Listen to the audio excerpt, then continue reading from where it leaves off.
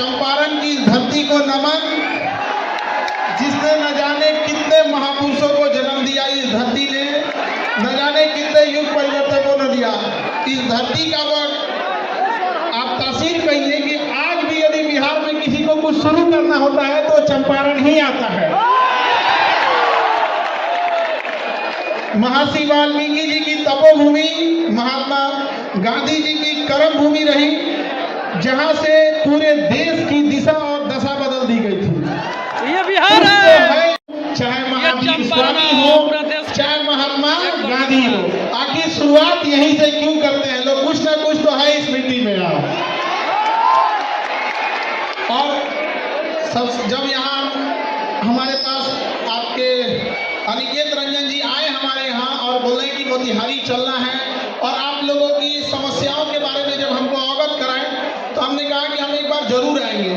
तो एक चीज इनकी बड़ी अच्छी लगी कि इन्होंने अपने माता के नाम पर, माँ संध्या सेवा ट्रस्ट के नाम पर इतने सारे नेक काम किए यहाँ पर, और माँ को कभी नहीं भूलना चाहिए, याद रखिएगा।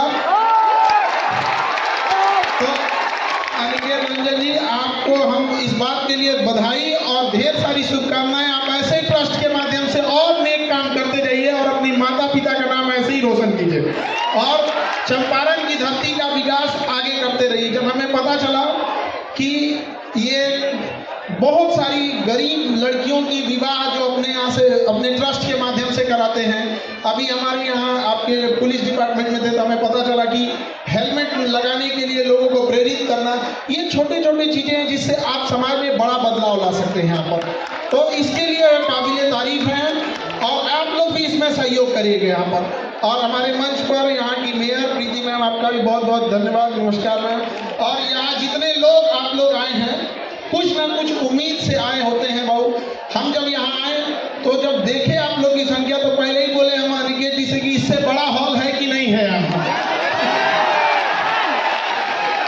इतना छोट में नहीं के हो। अच्छा हमें तो बोल के जाते नहीं कि अगली बार आए तो एक से बोर्ड वाले मैम तो व्यवस्था करके रखिए लोग, ठीक है? अनिकेत जी, हम इस बात का वचन देके जाते हैं, बहुत जल्दी हम दोबारा आएंगे यहाँ। एक वक्त के लिए लगा ही नहीं कि हम कहीं दूसरे जगह आए हैं यहाँ पे। कसम बताते अगर कल क्लास नहीं रहता तो आज हम यहीं रुक जाते हैं।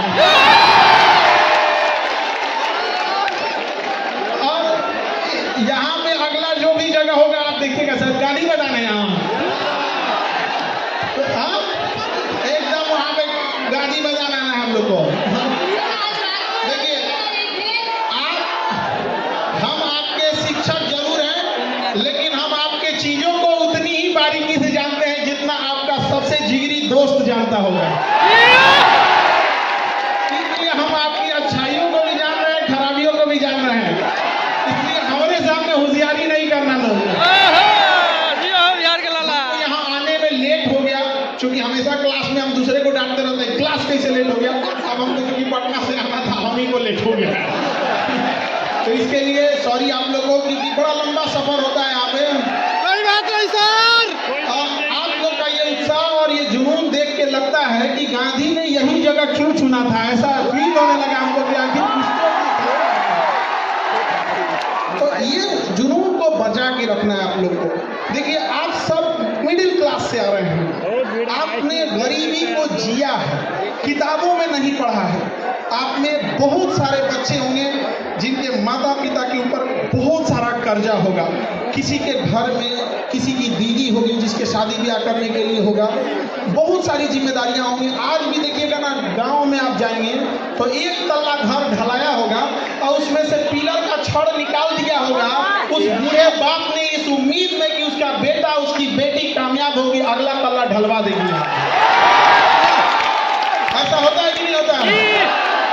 माँ बाप कोई बीमारी लिए रहते हैं, बूढ़े माँ बाप, लेकिन वो पैसा काट कर आपको दे रहे होते हैं पढ़ने के लिए कि मेरा बेटा मेरा बेटी कामयाब हो जाएगी ना, तो कामयाब हो जाएगा तो हम हमारा इलाज करा देंगे। वो इलाज के चक्कर में बीमारी तनिसा से बढ़ के ज्यादा हो जाता है।